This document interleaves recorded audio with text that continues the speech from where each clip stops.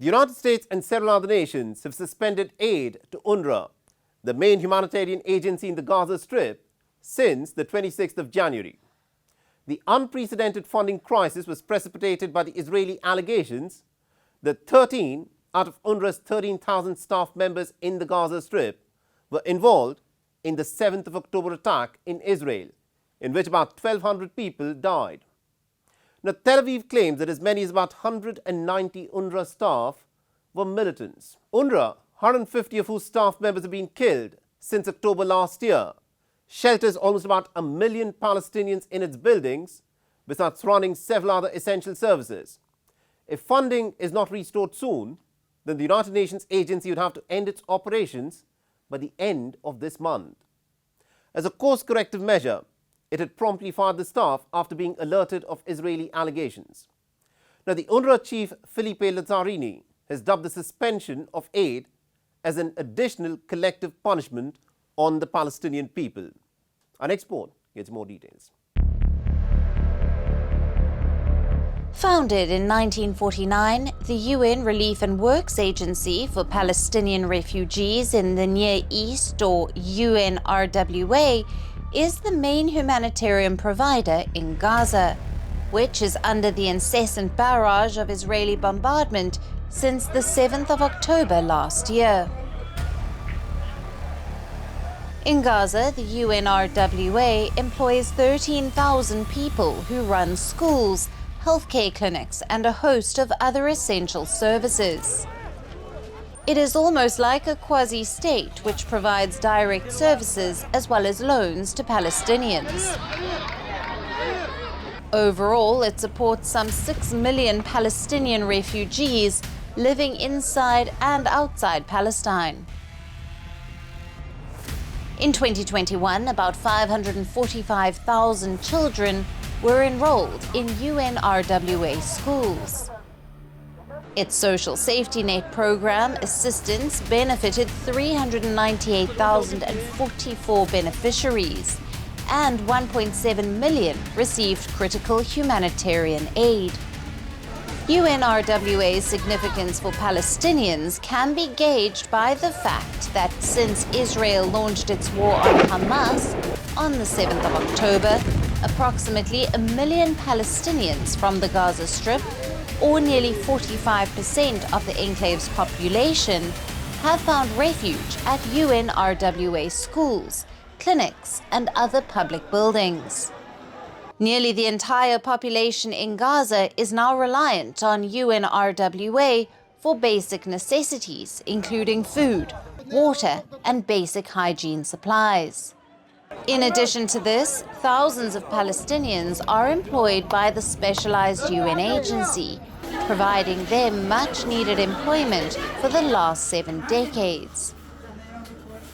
The Israeli allegations, in the opinion of some experts, remain unverified. Israeli Prime Minister, though, claimed after suspension of funding that the UN agency has been completely taken over by the militant group Hamas. There are other agencies in the UN, there are other agencies in the world. They have to replace UNRWA. UNRWA is totally infiltrated with Hamas. It has been in the service of Hamas, in its schools, and in many other things. I say this with great regret because we hope that there would be an objective and constructive body to offer aid.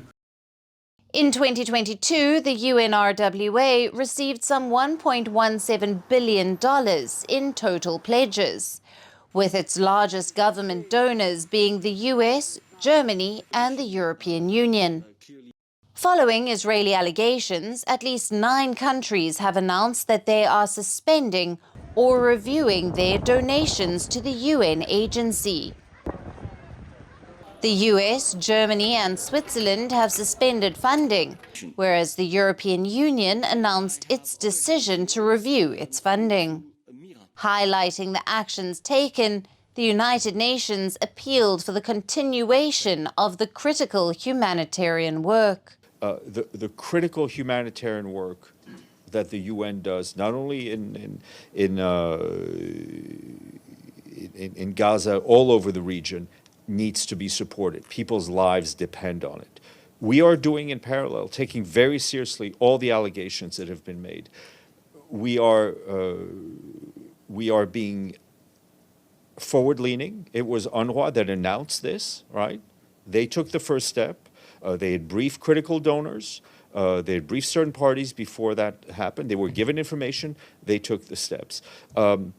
So we have a process of accountability that's going on. While that's going on, people need to survive, and we need continued support for UNRWA and all our humanitarian work. Deji.